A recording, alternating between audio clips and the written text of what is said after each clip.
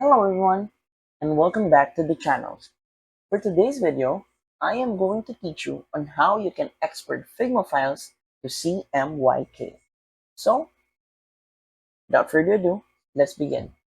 First, log into your Figma account, and once logged in, click on the project that you want to work on.